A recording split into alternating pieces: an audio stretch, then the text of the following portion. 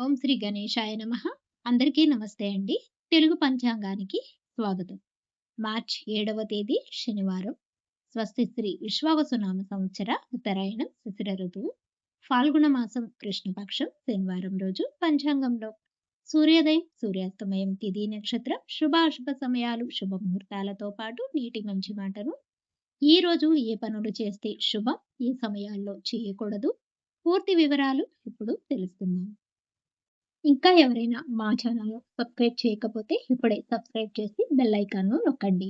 Subscribe చేయడం ద్వారా ప్రతిరోజు పంచాంగం మీకు టైంకి చేరుతుంది. మీకు ఈ వీడియో ఉపయోగపడితే ఒక చిన్న లైక్ చేసి మాకు సపోర్ట్ చేయగలరు. మీరు చేసే ప్రతి పని ఈ రోజు విజయవంతం కావాలని కోరుకుంటూ పంచాంగం వివరాలు చూద్దాం. సూర్యోదయం ఉదయం 6:31 సూర్యాస్తమయం సాయంత్రం 6:25 చంద్రోదయం రాత్రి 9:47 చంద్రాస్తమయం మార్చ్ 8వ తేదీ ఉదయం 9:18 ఈ రోజు తిథి చవితి రాత్రి 7:17 వరకు ఉంటుంది. తదుపరి పంచమి ప్రారంభమవుతుంది. నక్షత్రం చిత్తా నక్షత్రం ఉదయం 11:15 వరకు ఉంటుంది. తదుపరి స్వాతి నక్షత్రం ప్రారంభమవుతుంది. యోగం వృద్ధి ఉదయం 6:52 వరకు ఉంటుంది.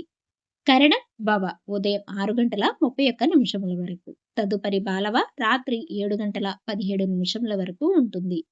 ఈ రోజు అశుభ సమయాలు రాహుకాలం ఉదయం 9 గంటల నుండి 10:30 వరకు ఉంటుంది.